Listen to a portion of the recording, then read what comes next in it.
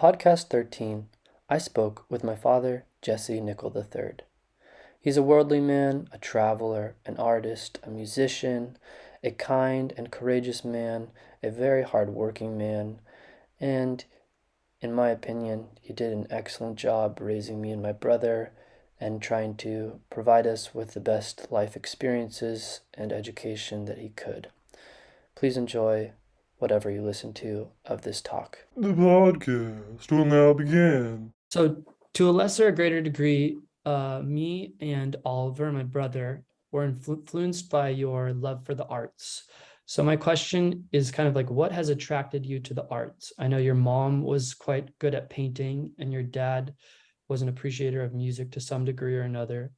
But it seems like you, particularly, your love for the art seems much more intense compared to your parents. And so, you're a huge appreciator of the arts. You've been in a number of different musical bands in your life. You've made many paintings and drawings and illustrations in your life. You've been like a patron to different actors and actresses in theater. You've supported different musical bands. You collect art, so you kind of financially support artists to some degree. And so, like, what has got you so hooked on arts in your life? Were there any particular people that had a big influence on you, or was it like the art itself that pulled you into its vortex?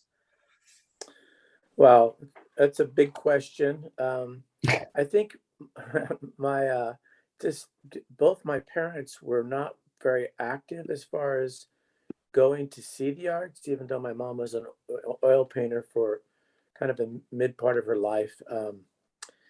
But my dad was mostly working. He worked two jobs, and so they really didn't have much time for leisure to actually check out the fine arts. So I think growing up, I didn't actually have any exposure to the fine arts. And then when I got to my young adulthood, I started, going to museums and then, seeing things on the fine arts. And it was a big eye opener. And I found myself really gravitating towards all the arts, and multiple mediums. And so I think there was like maybe a starvation for it. And then all of a sudden, when I found out there was a whole nother world in the fine arts, I kind of dove deep into it and studied jazz for 3 years, playing flute, and then, you know, um, dabbling a little bit of drama and a lot of things, just kind of like, metal sculpture and just trying all kinds of different mediums in my young adult life. And so I think it's been an unfolding. And then,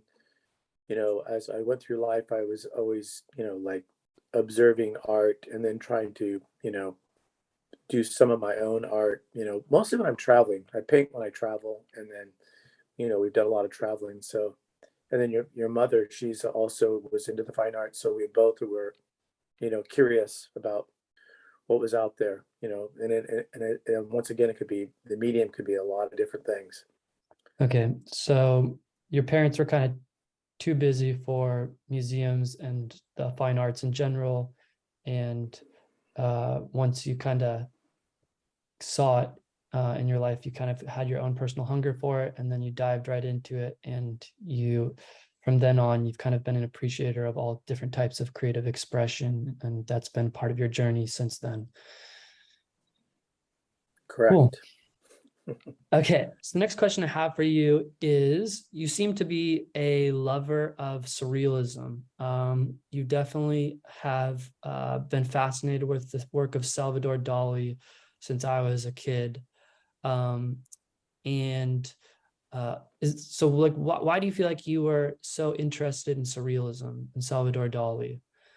Yeah, I think, I was drawn to surrealism mostly because I think of the dreamlike quality, and also there's a certain amount of freedom of fusing things together and having, like, letting yourself, your creative, thoughts flow, and it's pretty wide open what you could do in fusing things together. And surrealism, I think, was always, you know, my curiosity was always interested in what people could do when they had the freedom. It's almost like in jazz where you get to improv in the middle of the song and kind of let it happen. Where I think for surrealism, the artist gets a little bit of freedom to do what they need to do as far on the creative side. So I always thought that was kind of interesting, and I'm really, impressed with what's happening with the current, contemporary pop surrealism artists that are doing right now. There's a lot of like graphic, really tight things happening and mixing together with digital art and surrealism. So I think it would probably be like allowing the creative to flow, and then seeing it like almost there's a slight dreamlike quality to it. So I think it was interesting to see what people's bubbled up on the creative side. Okay, so the kind of similar kind of alignment with jazz and surrealism, where it's kind of dreamlike and there's the freedom of flow of thought and expression. Okay, so let's talk a little bit more about contemporary surrealists like Mark Ryden and Robert Williams. How have you kind of seen surrealism change over the year, and where it's at now, and how it's kind of connected with like the lowbrow art, and how that's gone mainstream? What's your kind of perspective on this kind of art, lowbrow art and surrealism today, and the changes over the years? Yeah, I think it has evolved, and there's been, you get even the car culture, and you get Ed Roth, the Big Daddy, and what he did, with kind of lowbrow art, and then you had that start to transfer over into something with some of the contemporary surreal pop artists, where you see that all of this kind of has kind of fused together a little bit, and so it has evolved. I think early on it was a movement that was would be Dolly or Picasso or things like that, where artists where they were, it was kind of a slight movement in there, and then as is evolved, it's kind of crossed over, and then the lowbrow art is a kind of, is stepped up and crossed over into that. So there's this mismatch of lowbrow art, meeting, surrealism art. They kind of at some point have kind of connected.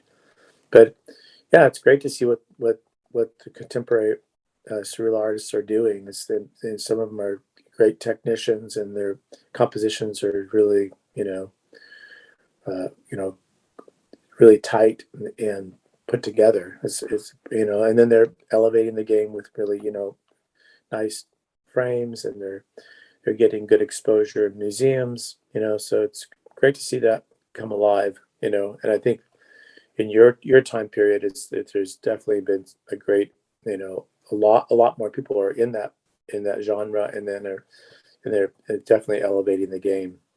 But it's interesting to see that lowbrow stuff is actually touched down with pop surrealism. Okay, so you It's have kind of like the influence of different outside cultures and lowbrow kind of cartoon art mixing with surrealism, and you just have different cultures mixing together and influencing each other. And then the technology, of course, the new tools the artists have, Photoshop, the better cameras, and all the different apps, and all of that has led to an emergence, as well as the internet too, of like just whatever surrealism is today, and pop surrealism, or yeah. Okay, so you talked about Ed Roth. So you're really interested in cars. What about Ed Roth and Von Dutch? So they're kind of, to some degree, part of the lowbrow movement. What and pinstriping? Can you talk about Ed Roth, Von Dutch, and pinstriping, and that the car culture and the art culture around pinstriping and car? Yeah. What are your thoughts on those two guys and pinstriping? uh, Ed Roth is, he was very strong, creative, whimsical character. He he built cars, and then there was really fiberglass was coming into its form in the '60s, and he was just free forming and making his cars from his shells of the cars out of fiberglass, and creating real unusual shapes that you really couldn't get out of metal, sheet metal, which would be the most cars are skinned with sheet metal. So he was doing, just one-off cars that were, really kind of crazy, and then he was able to market those a little bit through the three-dimensional plastic models, and for kids to actually build the small, scale cars models, plastic models to be built, which I did a lot and taught me a lot about cars, actually building those models as a kid. So Ed Roth was a strong creative and a departure in almost fantasy-like cars. I would definitely put his cars more in the art side and less in the function side. Where and then if we go to Von Dutch, he was a little bit out there. I mean, a good craftsman. Certainly, uh, uh, he was, he was kind of known for laying down pinstriping on custom cars, and then later went on to build guns and knives and stuff. So he was Really? yeah. So he was his. I think his politics were pretty, almost to the side of Nazi side. Really? So yeah. Wow. So he was. I think there's a little bit more of a dark side of him, but he was. Interesting. I I did would not say know he that. was almost on the edge of slightly, almost on the crazy side. On Dutch. Did But those I two I think guys ever work together? Do you know if Ed Roth and Von Dutch ever met oh each other? yeah, Yeah. yeah, they did. Yeah, they would have these parties where they would like do lettering, and they would have lettering artists and pinstriping artists would come together, and they have like a party, and then they would car had fresh paint on it, and they would all like lay letters down on it, pinstripe it, and that these parties where they do like the custom paint jobs in the cars. So, and I know those two guys interfaced. I'm not sure if they've done any collaborations, but I know that they did do some of those. Like they had these parties once a year where all the artists would come together and they'd paint one car. So yeah, I think they did work together, but I don't know if they have any known collaborations in cars or anything. I I mean, see. Von Dutch was more of a painter and striper. He's known for pinstriping, but um, he was multifaceted. He was very, very strong, creative. On the edge of craziness, I would say. Interesting. It sounds like with Ed Roth, he was he was a car designer right at the time when they were first using fiberglass, and then he was kind of a artist that was designing more kind of creative cars with this new fiberglass material. So the timing of him being alive, and then that's some interesting stuff about Von Dutch, and that's cool that they would party together and influence each other.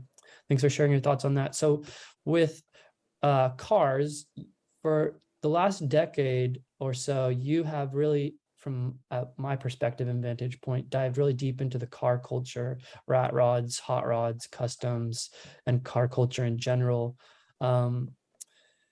What about the car culture are you digging right now, really resonating with and vibing with right now? And also, how do you have so much patience to work on such long projects, like with the Alfa Romeo project that you've been working on recently?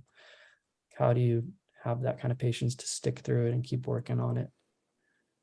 Yeah, I think it's kind of like a puzzle. You keep on putting one piece down and figuring out how it fits together. So the Alfa Romeo project was basically, it took 3.5 years to do that project, and that car was I drove it for a short duration my junior year in high school, and then I put it in my parents' barn, and then it stayed in my parents' barn for 42 years, and then my sister drove it down, put it on a trailer and drove it down and said, it's time for you to work on the Alpha. So I was forced to start that project. But I think the there's a certain amount of patience. You have to strip the car down and then get to the good bones, and then build it back up again. But it's like you're slightly a detective, and then you're putting this, it's almost like a chess game. You're figuring out what your moves are ahead and trying to make sure you got the pieces of puzzles in place, till it all comes together.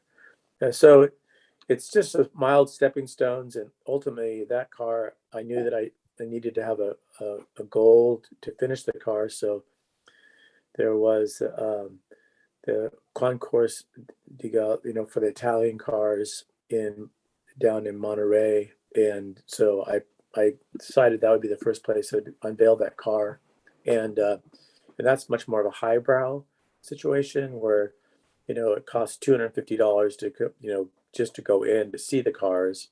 And, but, and to enter the car was only like $150 for two people. So it's a lot cheaper to enter your car than it was to actually go there. Do you have But to your pay an mother, additional $250 to go in, or if you're entering a car? no, Is it not okay? if you had your car entered in, you had you and another person. So for like 108, I think it was $180. Your mother and I went to the show, and we had a car. We entered the Alfa Romeo in there, and at that show, there's a whole section just for Alfa Romeos, and it's a 1958 Juliana convertible, and there was probably 7 or 8 of them there because they built that body style from like 57 to 64. And so there's a lot of the cars there, and what I did there was very, very different. So that car was white before, and I painted it black, and then all the chrome and all the stainless in the car completely. I copper plated it with no lacquer finish on it, so it would get a natural patina. So it's kind of a black and dark brown theme, and so that culture there, they rate cars on a point system, and they wouldn't even look at my car because Wow. it was it's kind of different. I mean, I got a lot of love, but Yeah, I mean, that's good.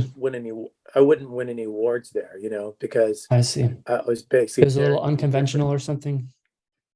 Yeah, because they all restore the cars back to where it was kind of rolling off the production floor or out of the sales, what it was like when it was coming off the showroom floor. That's how they I rate see. it. And so they wouldn't even rate mine because I'm like doing something completely different. But I I lowered see. that car, and so that was a little bit of the custom car influence. I wanted to do something different, and so but a lot of people love the car, because it definitely looks beautiful, just with the black and tan kind of theme.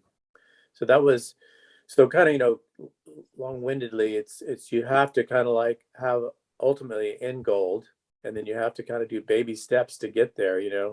And then usually a show will force you to get your shit together and produce, just like if you're doing a gallery show or anything, and a show forces you to finish the product and stand and deliver. And I knew that, and I needed something. That's why I did that show.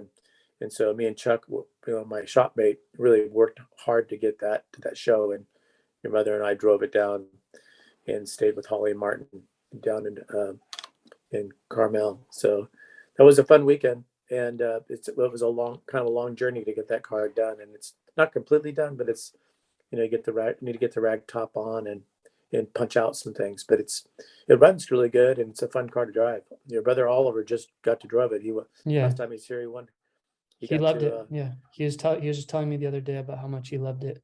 He said it was like incredible to drive that compared to the other vehicles of old vehicles of yours. Yeah, yeah, yeah, the he really truck he loved it. drove in college. I started him with that, the F1, the A little 1950 bit F1. He was difficult like, for him. it's Clunky very and difficult for him. So he got to drive most all the vintage cars because he wanted to learn to stick shift drive again, because he had yeah, done, both of you guys had driven stick shift with the Matrix. But um, yeah, it was cool. that's so yeah, projects you just have to do baby steps to get to the end. You have to have a vision. You have to have a theme and stay on theme, and just take your budget, whatever you have, and just keep going towards finishing your project, and try to stay on theme with the money you have. And I'm that way with building, house building, anything. Pick your theme, stay on your theme, and then just march forward and have a goal at the end. But if you stay on the theme, then you won't have so much psychotic behavior on a Yeah. project. One thing that I struggle with, I don't know if you can help me with, is I get too many different projects going at once. I often finish what I start, but I just am too inspired by too many different ideas in my mind. Have you ever had that problem yourself? And if so, how did you navigate it? Or do you have a suggestion, even if you've never had that problem? Yeah, I would take my watercolors, for instance. So those ones are always evolving. So that's the same thing. Sometimes I'll do a pencil understudy, and then maybe I'll ink it, and then I'll Mhm. watercolor it. So those will be in stages, and I might be like, because at the time, if I'm at a place where I can't do watercolors, then I'll just do pencil work. I'll do ink work. So those are example of like always fragmenting, where there might be 4 or 5 pieces going at one time, and then I might pick it up 6 months later, and then I might paint them 6 months later. But I kind of know what I'm going to do, the colors and stuff that's going to happen with it beforehand. I usually can visualize that. So I think it's okay to have multiple projects happening, and because sometimes for me at least, I get stuck where things are not working, and I need to like let it rest and figure out how to get it to what's not working, and then make that correction, and then go forward. So a lot of times things stall out for me when it's not working. It's like, oh, I'm struggling with something, so I have to just stop and let it rest, and then you look at it a bit, and then you can figure out what you need to do to make it work. So it's like, let it evolve. And so I think it's okay to have multiple projects happening where you get stuck, and you have to just like let it breathe, and let it figure out what's not working and working, and then proceed forward once you figure it out. I think it's good to have multiple projects happening. I think it's okay to do that. It depends. Sometimes you just want to execute it and get it done. It depends how it is for you. I know you have multiple projects usually going on, and then you're pushing things, and sometimes things evolve way farther than when you were really originally started. Especially with acrylics, you can go over it. Where watercolor is kind of a one-shot deal. You got to have it premeditated what you're going to do, because things get muddy pretty quickly if you don't. So. This is true. So, but oil and acrylics, you can push the painting, and it can evolve. It can be one thing, and it could turn out to be something else. That's very true. Where watercolors is like, it's a one-shot deal for the most part. Right on. Okay, let's talk about bicycle racing. I know as a kid you were into motocross racing, racing on motorcycles. And if my memory is correct, which it often isn't, you did some mountain bike racing before I was born. And as a family, we did a whole slew of different types of bike racing growing up: short track, cyclocross, enduro, downhill, slaloms, four cross, BMX racing, and cross country racing. What are your thoughts on bike racing? How do you feel it benefited our family? And if there are any particular memories in regards to bike racing that you feel like sharing, feel free to do so. Well, I think it first started off that, my vision was for you guys to actually race motorcycles. But then early on, me and Christine, your mom, did not agree on that. And we actually did some counseling sessions on that. And then the outcome of those sessions were like, we're not going to race motorcycles, but we could ride motorcycles. So we could do trail riding. And then, the compromise was, could we race bicycles? And the answer was yes. And so that's why we kind of delved deeply into that. And riding BMX at first, which BMX is a 50-second sprint race that's technical, and we started off with that, and we did 5 years of that, and it gave you really the technical skill sets to actually get through things. And but I felt that life was not a 50-second sprint. Life was more like a cross country race. So, and I was a cross country runner in high school, and you're right, I raced motocross from the ages of 12 to 17. So for 5 years, I raced motocross seriously for about 3 years. From like 8th grade, 9th grade, and 10th grade, I raced motocross. And then I also started getting into running and raced cross country running to get cross training for motocross. And then I felt like cross country mountain biking was more a life skill. So I really wanted to get you guys out of sprinting and into something that was more of a life skill, which is an endurance race, which was cross country mountain biking. And then we ventured off into that, and then did the whole bicycle, the high school NorCal bicycle racing series that, I coached on. We started the team at Kirby, and then we went on to start the team at Harbor High. And and that team we started at Kirby, it just with the pre-8th grade team, kind of went on to be the Kirby team. Somebody else took it over. And so I felt like cross country was definitely more of a life skill, because life is not going to be that easy, and there's times where you got to climb, and then you can then you get to descend. But I felt it was more of a life skill. So, and then then we crossed over into all the downhill stuff, and the four crosses was basically BMX on steroids. And then the freestyle jumping after that. Yeah, freestyle jumping, I think it happened mostly from you and Oliver really wanting to self-expression yourself, and I always felt like that was the fun factor was much higher in that. Your frontal lobes weren't developed in your brain, so you're able to like do more of extreme sports. And I Risky think stuff. Santa Cruz was much more of an extreme culture because of surfing, skating, and I think the kids were much more. I mean, you think about it as a coach, we would race on Sunday, and then Monday was our play day. So we were doing urban trials, freestyle dirt jumping. We were doing a lot of things, and most of the kids were riding their single speed. So they on that Monday after the races, we had a fun day to like just goof off. And I felt it was important to do that as a coach that week because cross country was a really tough sport, and we needed to have fun. So I was always interested in balance of a fun factor as a coach, and then also the discipline of actually climbing and actually be able to complete a long distance mountain bike race. Right on. So the main thing I think is kind of taking how cross country mountain biking is more analogous to life in the endurance sense of how life is this long journey of ups and downs and requires some level of discipline and endurance. Okay, so I have one last question. So right now I'm living in China and you're in America, and there's obviously tensions between America and China. And then there's the concerns of potentially there being war. And you grew up during the hippie movement, and the hippie movement was pretty focused on peace. And you've kind of always been an advocate of peace and love.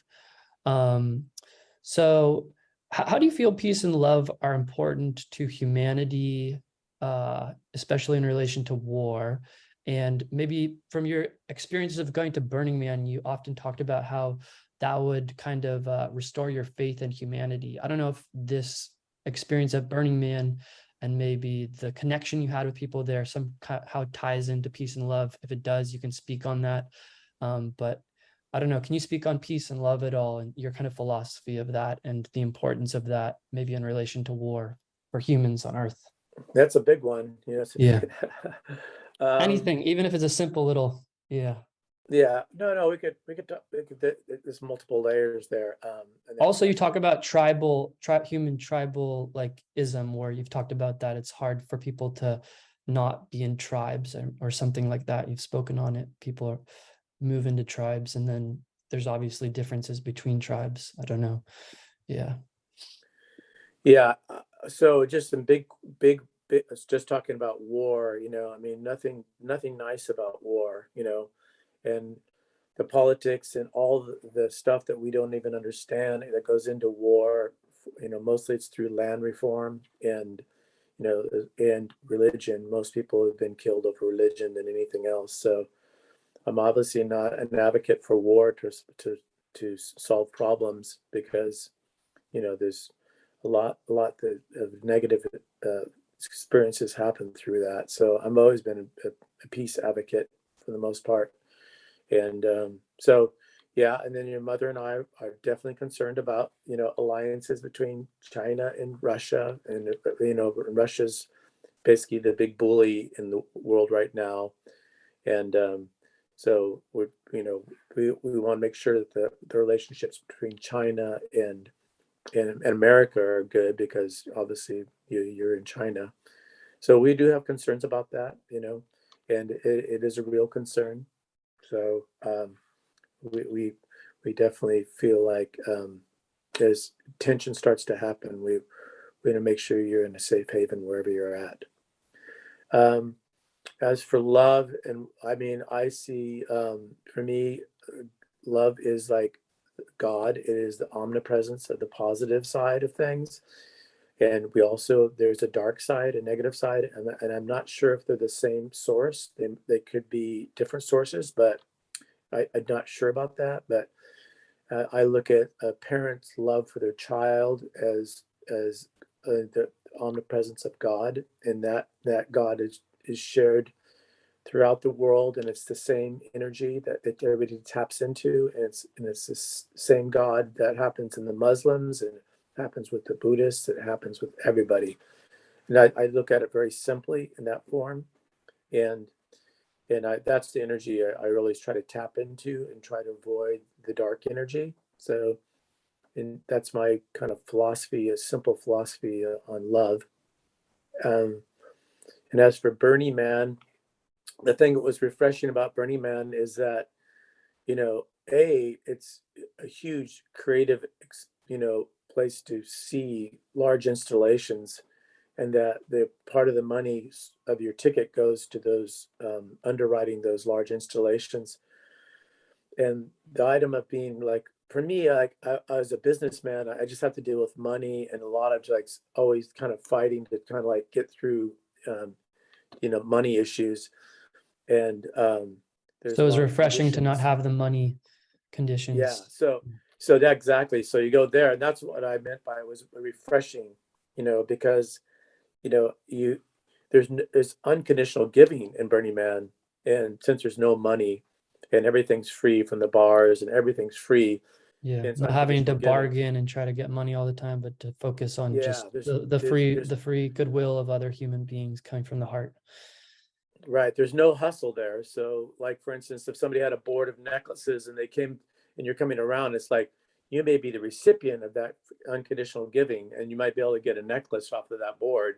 Whereas usually, in a capitalist situation, there would be the hustle, right? Somebody be hustling you to buy the necklace. Or in this case, the person's unconditionally giving that necklace to you just to create that. So that synergy, that energy of unconditional giving, it's not sustainable is an economic reality, but it's really fun to be in the middle of that, where everybody's, it's like the closest you're going to get to the love and flower child days of the 70s, where everybody was doing a lot of acid, and everybody's guard is completely down and everybody's giving. And so their love energy is much higher because there's no money involved.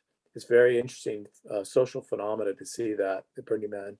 So for me, Burning Man was that unconditional giving that was everywhere, and then that the large installations were just pretty amazing. And then a lot of people, just a lot of dancing, and people letting their guards down, and nobody's having to deal with the barriers of capitalism or any of their work jobs. They're out there having a good time, and just so it's pretty interesting from that perspective. That's what I always found fascinating about Burning Man. Okay, and I don't know if there's a connection here, but one thought that kept crossed through my mind is maybe that goodwill, will, and love that you speak of that occurs in Burning Man, without the kind of hustle, plus the kind of positive source of all religions, that omnipresent love, that one love, maybe that Bob Marley talks about. Those two things, that goodwill and that connecting with that positive source, maybe that can be the more individuals that try to connect with that, can maybe be a counter to contemporary and potential future wars. It can, the more that individuals try to connect with that source of love that all religions connect with and try to act from a place of goodwill, probably the less wars we'll have in the world and the more harmony. I don't know. Maybe that's not. Yeah, but no, yeah, I think so. If you had more of that energy, you'd have less wars for sure. Wars are very complicated. But the outcome of that is usually pretty dark, pretty dark on multiple levels, on a lot of levels. So that affects the psyche of a culture. You know, on both sides, whoever's in that war, and it's not. It takes years for that to be the psyche to be changed. You know, so it's very scarring, and you know, there's no good thing about no good things about war. Is at least my perspective. All right. But yeah, more of that love energy is going to be. We're going to live in a better place if we can let down let down our guards and just give unconditionally to each other. Which is hard because some people will take advantage of that or not. But Yeah. I always start off with everybody I meet starts off with an A+, and I put them in the highest regards, and it's up to them to keep that A+. Right on, man. I like your philosophy. I like the simplicity of it, and it makes a lot of sense. Thank you so much for all of your time. Yeah, I love you, dude. You're an awesome human, and I appreciate you being willing to do this and for sharing your time with me and anyone who listens to this. Yeah, thanks, Yeah, Pops. and yeah, thank you. Thank you for putting the podcast together, and we can't wait for you to get back to America, and we'd love to hang out with Zoe and you. So Yeah, I look forward to that we could day. do we could do some hot springs together. I hope so. I look forward to it. I Yeah, hope that can happen someday, sooner than later. I love you, man. yeah. Have a good I day love you too. and good luck All at right. your meeting. Peace. Okay. All right. Peace. Bye-bye. To check out my father's art, please check out the link in the description box below this video. Thank you for checking out the podcast. I hope you enjoyed it.